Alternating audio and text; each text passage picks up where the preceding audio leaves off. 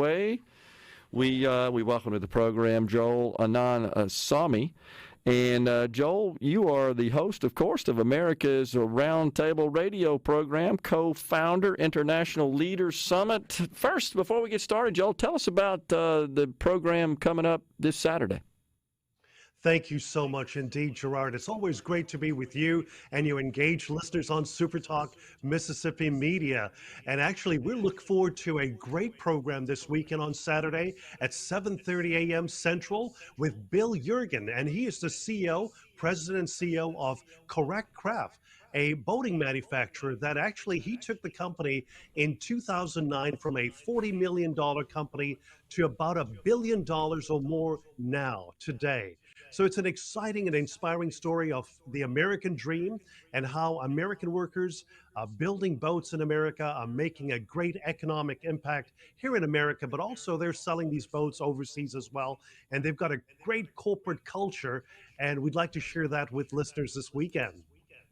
Yeah, you sent me some background on that. I was fascinated by it. So, Joel, I got to ask you, was this formerly the Chris Craft Boating Company?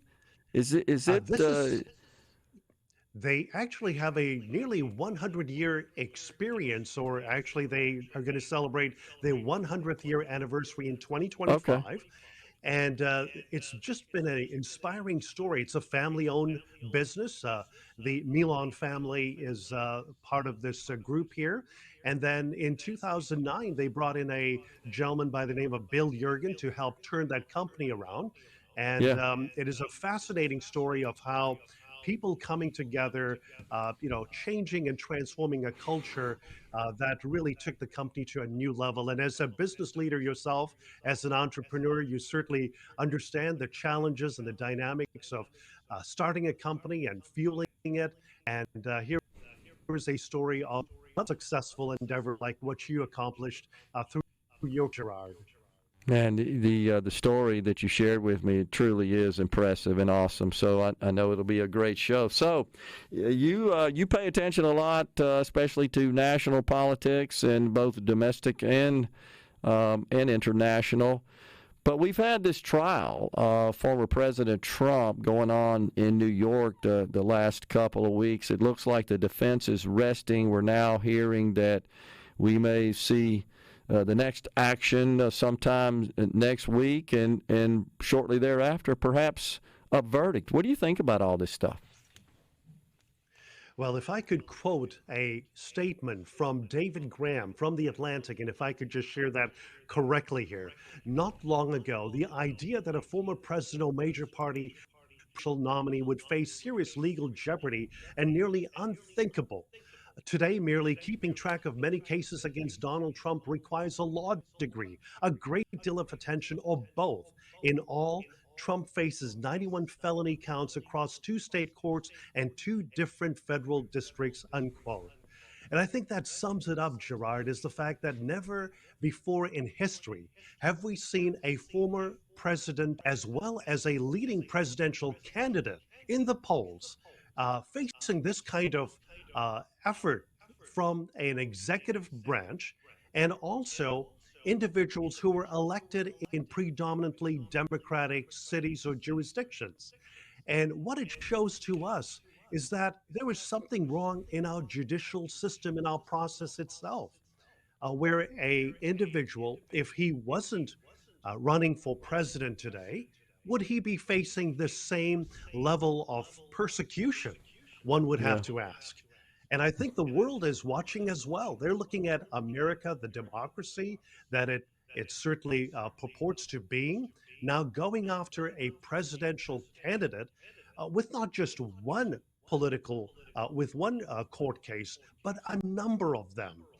This is so unseemly for a country that was founded on the importance of the rule of law and individual liberty. Yeah, absolutely. No doubt. Of course, the president is lashing out at the judge and the prosecution as well for what he calls just a witch hunt and lawfare. It sure seems like it. And the problem I have with it, I should say the concern I have, Joel, is that the jury doesn't get this right.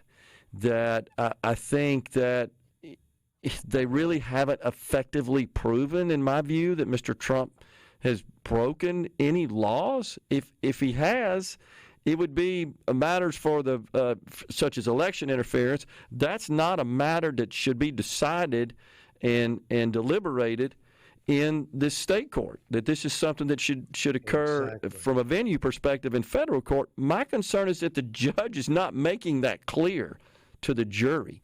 And that there's a lot of focus on Mr. Trump's interference in the election with this hush money, and that the jury's just going to say, okay, he interfered with an election and therefore he's guilty, even though that really doesn't have standing in this court. That Indeed, this judge is out for him. Exactly. And I think that concern about not just only the judge, but the judge's family members that are very much engaged in the political apparatus. I mean, they're raising funds for Democratic candidates. They're fundraisers for them. I think it really creates this distorted view of our justice system. And even a few weeks ago, CNN shared with us that few think that Trump is being treated as the same as other defendants in our court system. So there is that, I would say, the American voter, our fellow Americans are much smarter than what these political operatives are working on. And as far as the Washington Post certainly purports with its subhead by saying democracy dies in democracy, in darkness, democracy dies in darkness. I would say that we're seeing right now in real time democracy and the rule of law dying in America. And it's not something that's coming from the center right. It's coming from the extreme left. And that should be a concern for all of our fellow Americans. So at this point, the defense is rested and announced that they are resting, and so the jury was sent home for a week until May 28th, and that's when closing arguments are expected. I just don't really know what's going to happen at this point, but again, I want to point out that my chief concern is that the judge doesn't instruct the jury as he should, which is this is the crime he's being tried for, and you've got to make a judgment on whether or not he actually committed that crime in order to convict. But rather, they're going to call their attention to this election interference nonsense, which doesn't really have a place or a standing in that court, fail to instruct the jury to disregard any of that, and they come out and say, okay, he's guilty of election interference. Well, no, that's not what he's being tried for in this court. But maybe I'm overreacting. It's just a concern I have, Joel, and wanted to get your take on that. I certainly appreciate your insight. The current president, spoke at an HBCU, Morehouse University, this past weekend.